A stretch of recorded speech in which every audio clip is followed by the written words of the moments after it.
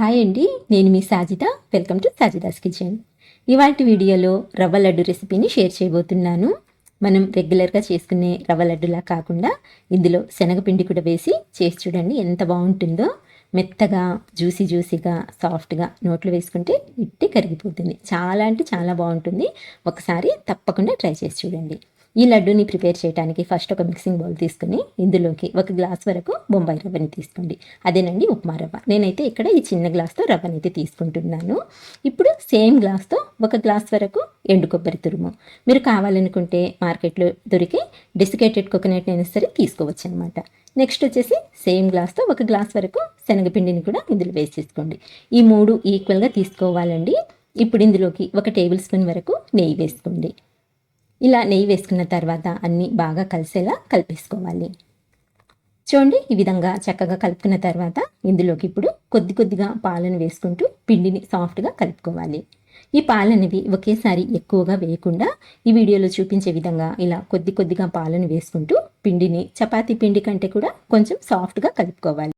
మనము రవ్వ తీసుకున్నాం కాబట్టి పిండి అనేది కొంచెం సాఫ్ట్గా కలుపుకోవాలి. ఎందుకంటే రవ్వ పాలను పీల్చేసుకుంటుంది. అందుకని చెప్పేసి ఇలా సాఫ్ట్గా అయితే కలుపుకోండి. ఇలా సాఫ్ట్గా కలుపుకున్న తర్వాత ఒక 5 నిమిషాల పాటు ఈ పిండిని పక్కన పెట్టేసుకోండి. 5 నిమిషాల తర్వాత స్టవ్ ఆన్ చేసి ప్యాన్ పెట్టుకొని దోశ ప్యాన్ పెట్టుకోండి. ప్యాన్ పెట్టుకొని ప్యాన్ బాగా వేడైన తర్వాత దీనిపైన కొద్దిగా నెయ్యి వేసి ఇలా ప్యాన్కి అంతా అప్లై చేసుకోవాలి. ఎక్కువ నెయ్యి కూడా పట్టదండి, కొద్దిగా నెయ్యితోనే ప్రిపేర్ చేసుకోవచ్చు. ఇలా నెయ్యి అప్లై చేసుకున్న తర్వాత పిండి ముద్దని ప్యాన్ పైన ఉంచి చపాతీలాగా ఒత్తుకోవాలన్నమాట. ఇలా చేతితోనే ఈజీగా ఒత్తుకోవచ్చండి. సాఫ్ట్గా ఉంటుంది కాబట్టి మనకు ఈజీగానే స్ప్రెడ్ అయిపోతుంది అనమాట. చూడండి, కాకపోతే మరీ మందంగా కాకుండా ఇలా పల్చగా ఒత్తుకోవాలన్నమాట. అప్పుడే మనకు చక్కగా కుక్ అవుతుంది. ఇలా ఒత్తుకున్న తర్వాత ఒక 2 నిమిషాల పాటు ఫ్రై చేసుకున్నట్లయితే మనకు పైనుంచి ఇలా కొంచెం తడి ఆరిపోతుంది అనమాట. తడి ఆరిన తర్వాత ఈ వైపు కూడా కొద్దిగా నెయ్యి వేసి చపాతీకి అంతా ఈవెన్గా అప్లై చేసుకోవాలి. తర్వాత ఇంకొక వైపుకి టర్న్ చేసుకోవాలి. గ్యాస్ని అయితే లో టు మీడియం ఫ్లేమ్లో పెట్టుకోండి. ఇలా రెండో వైపుకి తిప్పుకున్న తర్వాత కొంచెం అటు ఇటు తిప్పుతూ మనము ఈ చపాతీని ఫ్రై చేసుకున్నట్లయితే మనకు చపాతీ అనేది ఈవెన్గా ఫ్రై అవుతుందండి. 2 వైపుల నుంచి కూడా మంచి చక్కటి గోల్డెన్ షేడ్ రావాలండి. చూడండి, ఈ విధంగా 2 వైపుల నుంచి కూడా మంచి కలర్ వచ్చేంత వరకు కొంచెం అటు ఇటు తిప్పుతూ ఫ్రై చేసుకోండి. ఇలా 2 వైపుల నుంచి మంచి కలర్ వచ్చిన తర్వాత స్టవ్ ఆఫ్ చేసేసి దీన్ని ఒక ప్లేట్లోకి తీసి పూర్తిగా చల్లారేంత వరకు పక్కన పెట్టేసుకోండి. మనకు ఈ చపాతీ పూర్తిగా చల్లారిన తర్వాత ఇక్కడ చూపించే విధంగా చిన్న చిన్న ముక్కల్లాగా తుంచుకోవాలన్నమాట. ఇలా తుంచుకొని ఇప్పుడైతే ఒక మిక్సర్ జార్ని తీసుకోండి. మిక్సర్ జార్ తీసుకొని ఇందులోకి మనం తుంచి పెట్టుకున్న ఈ రొట్టె ముక్కల్ని ఇందులోకి వేసేసుకోవాలి. ఇలా మొత్తం ముక్కల్ని వేసుకున్న తర్వాత మంచి ఫ్లేవర్ కోసం 3 యాలకుల్ని కూడా ఇందులో వేసేసుకోండి. లేదా ఇలా వద్దు అనుకుంటే మీరు ఇందులో యాలకుల పొడినైనా సరే వేసుకోవచ్చు. ఇప్పుడైతే దీన్ని మెత్తటి పౌడర్ లాగా గ్రైండ్ చేసి తీసుకోవాలి. చూడండి, ఈ విధంగా మెత్తగా గ్రైండ్ చేసుకోవాలన్నమాట. మనకు ఈ పొడి అనేది చాలా సాఫ్ట్గా ఉంటుందండి. సో ఇలా గ్రైండ్ చేసుకున్న ఈ పొడిని అయితే ఇప్పుడు మనం రెడీగా పక్కన పెట్టుకుందాము. నెక్స్ట్ స్టవ్ ఆన్ చేసి ఏ గ్లాస్తో అయితే మనము బొంబాయి రవ్వ తీసుకున్నామో సేమ్ అదే గ్లాస్తో 1.5 గ్లాస్ వరకు పంచదారని తీసుకోవాలి. అలాగే 3/4 గ్లాస్ వరకు ఇందులో నీళ్ళని వేసుకోవాలి. అంటే పంచదారలో నుంచి సగం అన్నమాట. ఇప్పుడు కలుపుకుంటూ ఈ పంచదారని కరిగించుకోవాలి. ఇక్కడ మనము రవ్వ, అలాగే ఎండు కొబ్బరి, అలాగే శనగపిండి ఈ 3 గ్లాసులు తీసుకున్నాం కదండి. సో అందులో నుంచి సగం క్వాంటిటీలో పంచదార తీసుకున్నట్లయితే స్వీట్నెస్ అనేది కరెక్ట్గా సరిపోతుంది. ఇక్కడ చూడండి, మనకు పంచదార అయితే పూర్తిగా కరిగిపోయింది. ఇలా పంచదార కరిగిన తర్వాత లో టు మీడియం ఫ్లేమ్ మీద ఒక్క 2 నిమిషాల పాటు ఈ పాకాన్ని మరిగించుకోండి.